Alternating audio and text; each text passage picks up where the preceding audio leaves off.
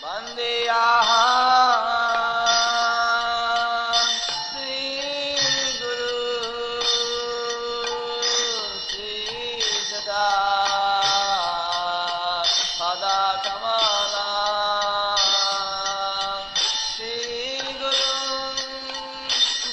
following is a class given by His Holiness Jayapataka Swami on February 4th, 1985 in Sridham, Mayapur.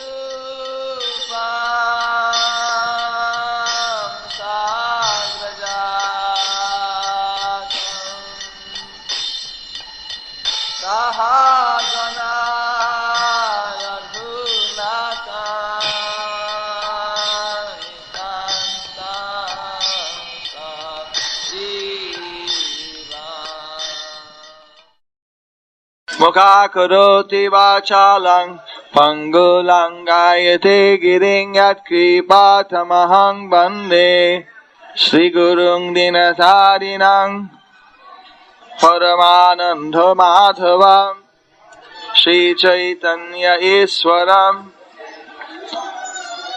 One, I can't remember exactly who said it. Maybe it was Nitai Chand Maharaj. Someone said something about being a Ksetra Sannayasi. So we know a Ksetra Sannayasi means one should never leave the holy dham, and one has to stay within that Kshetra. So in this regard, since Prabhupada has sometimes sent me out to preach, I was wondering how this word would be accurate, because everything which the sannyasis say and the great devotees say always is accurate. And then I remember how Srila Prabhupada said that if you can't physically live in a place sometimes, but mentally you should live there. And when I'm in Mayapur, those who have been with me when I'm overseas or when I'm in Mayapur, they notice that when I'm in Mayapur, I tell less stories about Lord Chaitanya than when I'm outside of Mayapur. Because when I'm in Mayapur, then I'm not feeling so much separation from Lord Chaitanya. So then I tell other instructions. But when I'm outside of Mayapur, to try to maintain my connection with the holy dham, then I'm more inclined to always tell stories about Lord Chaitanya, which for a moment gives me some relief from not being in the holy dham. But there was one other aspect of this Kshetra Sannyas that I was thinking about, is that Prabhupada has given us the Kshetra of ISKCON, the International Society for Krishna Consciousness. And that certainly we want to remain within ISKCON always and never go outside ISKCON. And so in this sense, certainly we should all take up this mood of Kshetra Sannyas, that we don't want to leave the family of ISKCON. We want to stay within this Kshetra, this holy abode created by Srila Prabhupada. And I think everyone will agree that in that aspect, we should all be Kshetra Sannyasis. The house that Srila Prabhupada has constructed is, and will be always a very intimate connection, not only with Srila Prabhupada and all the devotees, but also with our previous acharyas, like His Divine Grace Srila Bhakti Siddhanta Saraswati Thakur before, because Srila Prabhupada said the reason he created or constructed or formed the International Society for Krishna Consciousness was to satisfy the specific expressed desires of the previous acharyas. So, therefore, this ISKCON is the embodiment of the fulfillment of the previous acharya's desires. Just as we prayed to Rupa Goswami, Sri Chaitanya Manobishtam Stapitam Jaina Bhutale, that Rupa Goswami is glorified because he has taken Sri Chaitanya Manobishtam, the desire, the dream of Lord Chaitanya, Stapitam Jaina Bhutale, and he's established that, given it a form, given it a practical implementation in the universe. So, in this material world. So similarly, Srila Prabhupada has taken Rupa Goswami's, Bhakti Vinod Thakur's, Gorkishore Das Babaji's Bhakti, Siddhanta Saraswati Thakur's desires. They are expressed aspirations for having Krishna consciousness spread everywhere, and he has given it a formal shape. He's molded it, designed it, and even troubleshooted and refined its functioning through the years into the, as Bhakti, His Holiness Bhakti Srila Maharaj expressed, this great spiritual family, the International Society for Krishna Consciousness. So everyone, whether they are directly in an ISKCON center or whether they are connected through one of our Namhata programs, they should feel the pride. We are allowed to feel pride for Krishna, for the Guru, for the Vaishnavas. We shouldn't feel personal pride, because after all, anything we are able to do is only by the mercy of Guru and Krishna. So we are allowed to feel pride in ISKCON, in the great Vaishnavas that reside in ISKCON, and moreover, especially in the greatest founder Acharya, His Divine Grace Abhay Charan Bhaktivedanta Swami Prabhupada, the founder Acharya of ISKCON, and his incomparable achievements. And of course, in our previous acharyas, whose desires were the impetus and the moving force to inspire Srila Prabhupada to create the ISKCON movement of Krishna consciousness.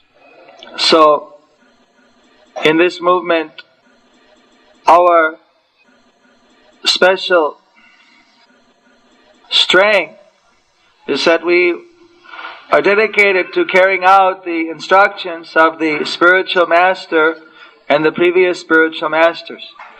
And therefore we're always looking to them for help, for blessings, for strength.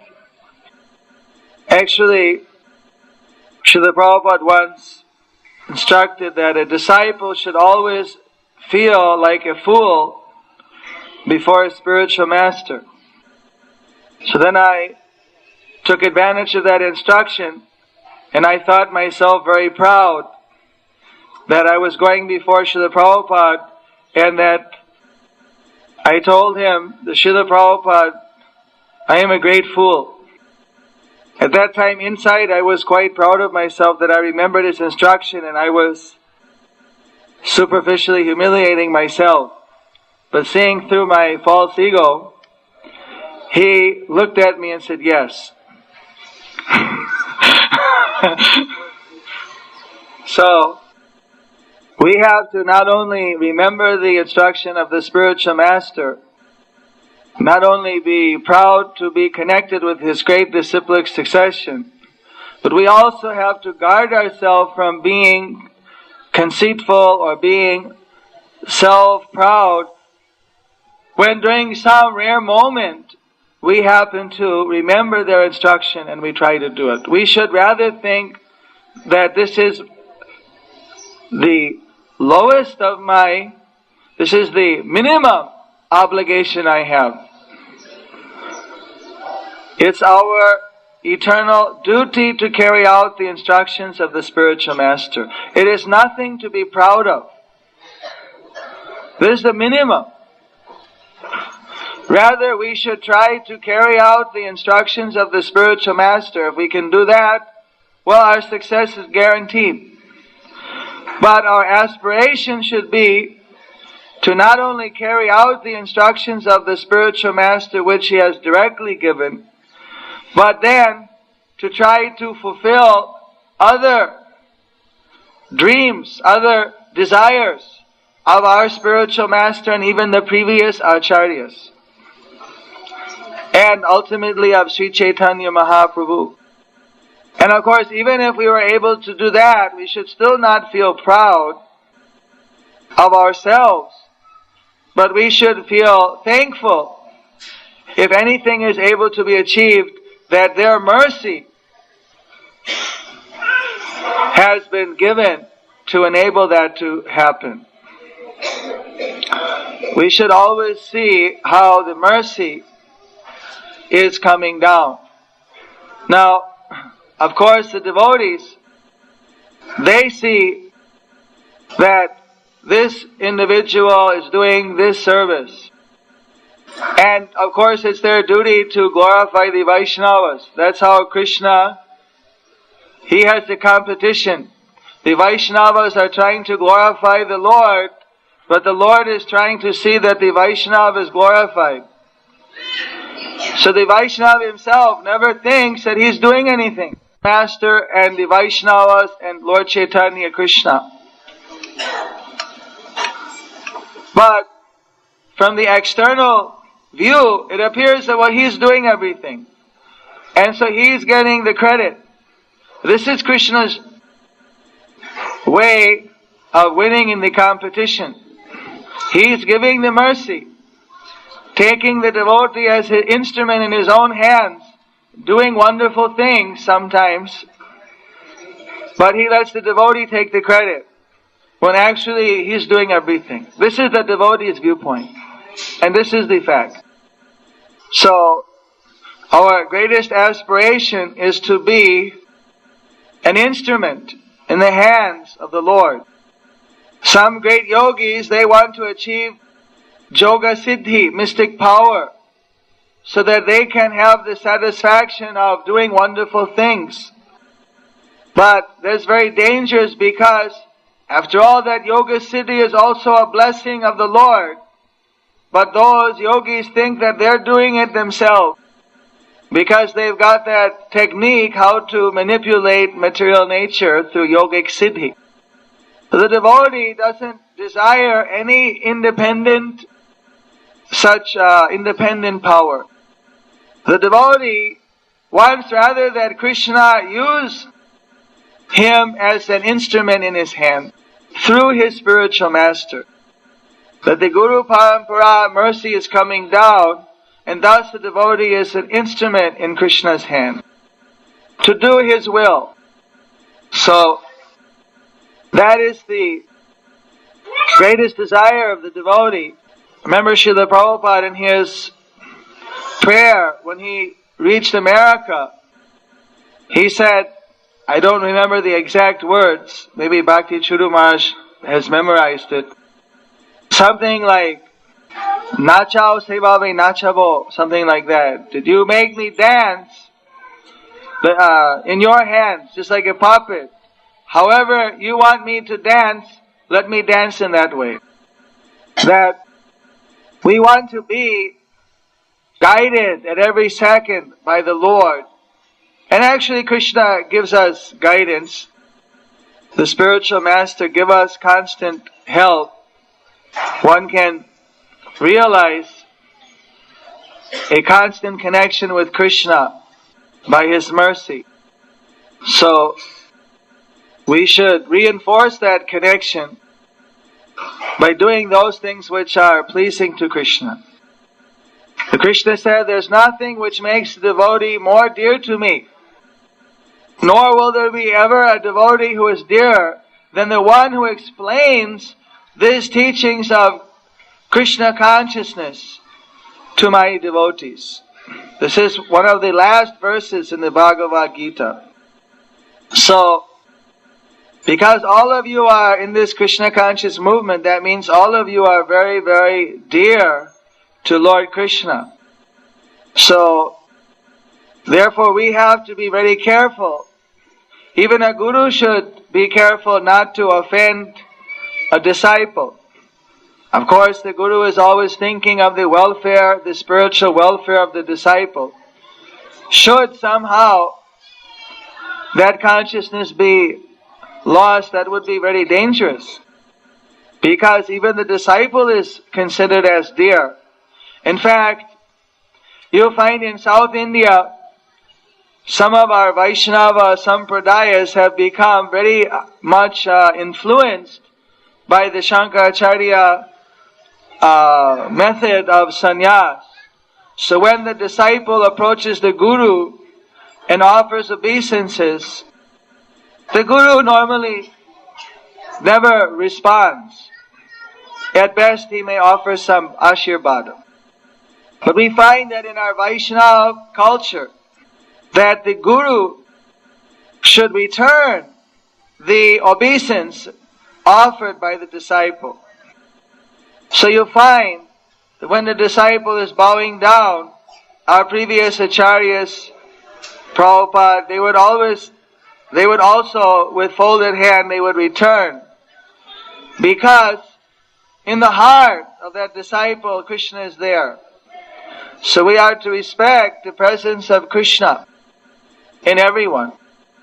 We never forget that Krishna is there in every person. So, the reason why I'm bringing up these points is to just impress then how careful, if a guru has to be careful about the welfare of his disciple, who Krishna has placed in his care, what to speak of God brother to God brother, or spiritual cousin brother to cousin brother. How much more careful they have to be. Although they are equals spiritually, they may be satirtha, equals in spiritual relationship. Both of them are very dear to Krishna. Therefore, one should be very careful not to make any offense to any spiritual equal as well.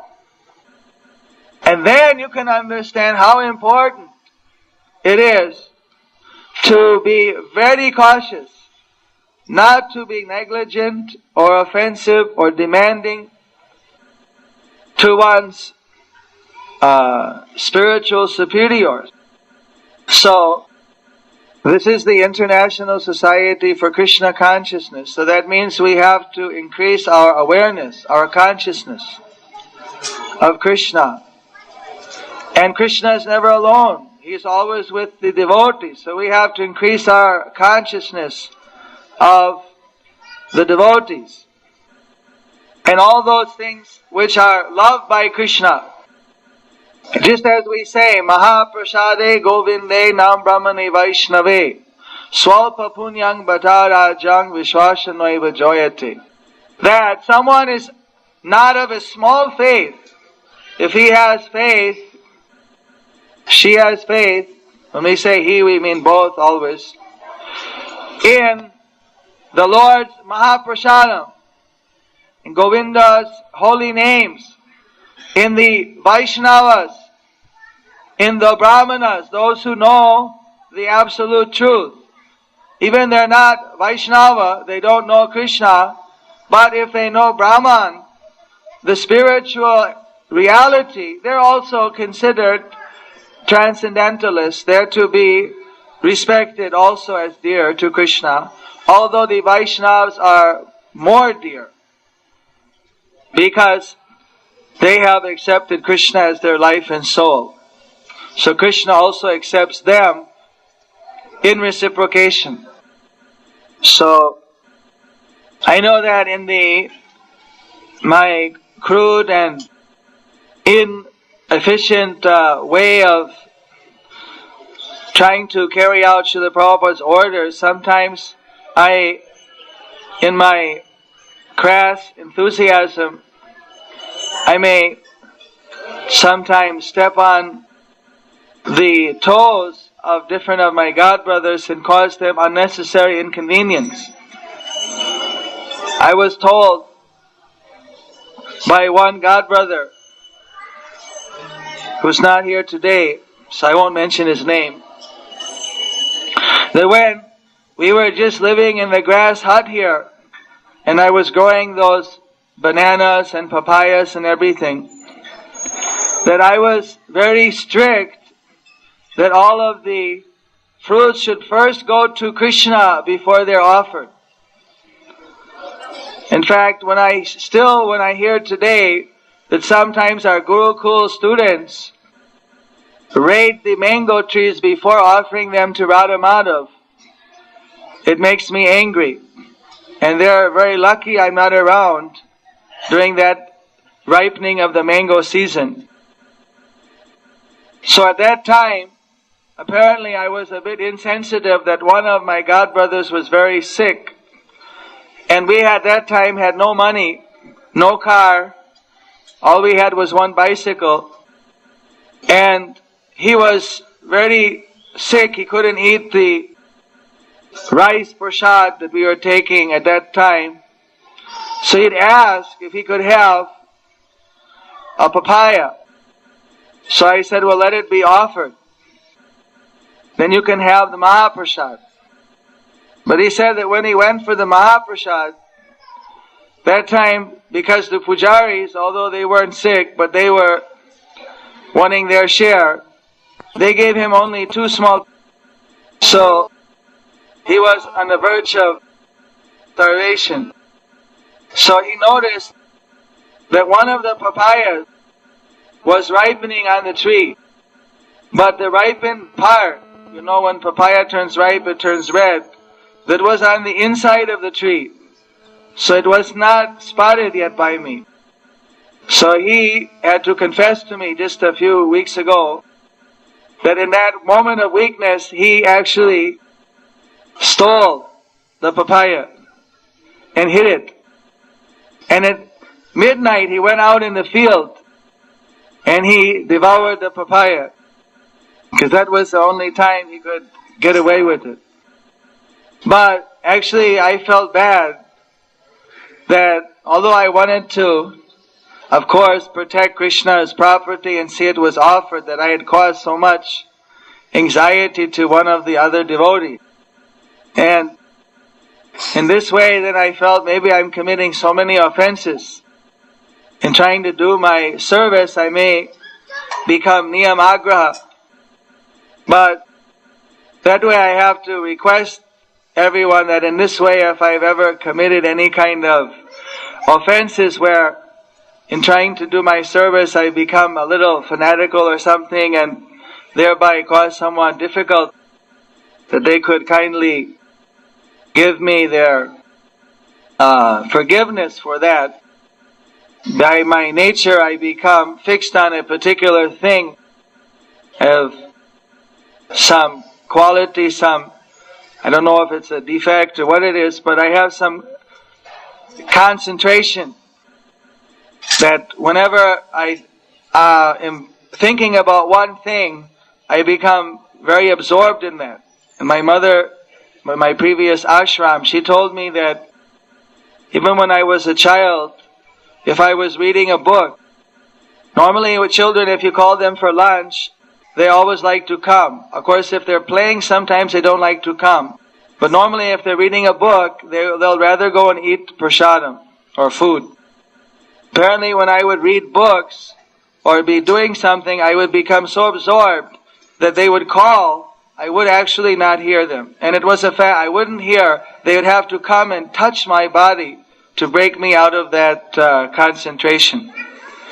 So sometimes I become absorbed in a particular objective, and to achieve that, I may do so many things, trying to see that it gets done. So in case by that effort someone is disturbed, that of course is never my intention. So I was sorry to hear how one godbrother had to go to such a length to get a papaya. He could have told me the pujari didn't give him a much. I would have certainly tried to do something. But another thing I was just thinking of, that someone said how I was like Narada Muni. Well, I don't think that those words are appropriate, because Narada Muni, wherever he went, he was able to do so much preaching, and he would bring people to Krishna consciousness. I don't feel that I'm adequately able to bring enough people to Krishna consciousness. But in one sense, it may be true that because Srila Prabhupada, he said that he, just like Narada Muni, he had been cursed by the parents of all the young children, boys and girls who had joined his movement. And in Vrindavan, Prabhupada told me that now I cannot travel anymore. Now you have to take this curse. And ever since then I've been traveling. Even though for 9 years I never left Mayapur, right after that I was by victim of so many responsibilities and circumstances, I'm forced now, I can never stay anywhere more than a few days. There's always some reason that I have to go on to the next place very quickly. So, in this regard, recently, just when I was in South India, one of my disciples who had taken a brief vacation under the influence of family and his own mind, took shelter of some of his family members. He rejoined to help Lord Chaitanya's movement, and his family member looking for that devotee. Then I remembered that, just see how sometimes the family members are certainly giving their curses to me, just as they used to curse Prabhupada. And I remember the story of how Narada Muni, he saw that there were 10,000 wonderful children, wonderful sons born to Daksha, who were performing austerities in the forest. And then he went to them while they were performing their austerities and preached to them how they should become Krishna conscious and fully dedicate their life to Krishna. And how Daksha went and he gave them all sannyas. So at that time, Daksha became very angry at Narada Muni and started to curse him and reprimand him that they should all, first of all, enjoy life. And after enjoyment, then they will only achieve tyaga. First bhoga, then tyaga. But actually, Prabhupada said this is for the less intelligent people. That actually we can learn by others' mistakes. So like Narada Muni, we want to say people, why should they have to enjoy, which means that then they'll have to suffer.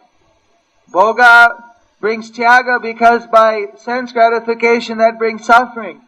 And suffering brings renunciation. So why should we wish anyone to suffer? If we can inspire them with spiritual ecstasy somehow, and if they can avoid the bhoga tyaga suffering syndrome, and if they can directly achieve spiritual consciousness without having to go through that hard suffering, as they say in the West, the school of hard knocks, and directly they can achieve spiritual perfection, naturally we would prefer that. But of course, in so doing, some of these very orthodox parents who are conditioned to think that everyone has to enjoy and then suffer, and then after tasting all that bitter medicine, then they'll have a natural renunciation. The Lord Chaitanya has shortcutted that, and Srila Prabhupada has given us that nectar.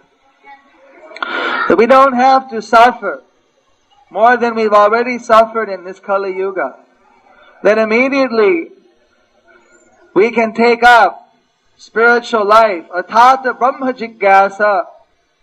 That now, at this moment, Adyapiha, we can start to realize the presence of Lord Chaitanya through this International Society of Krishna Consciousness, through the pastimes of his great devotees, especially Srila Prabhupada and other previous great acharyas, and through the books which glorify Lord Chaitanya, that actually we should take up very seriously this movement and not look back, not think that we're missing something in the material world, or that there's something that we won't get in Krishna consciousness that's there in material life. Anything worth having is available in Krishna consciousness.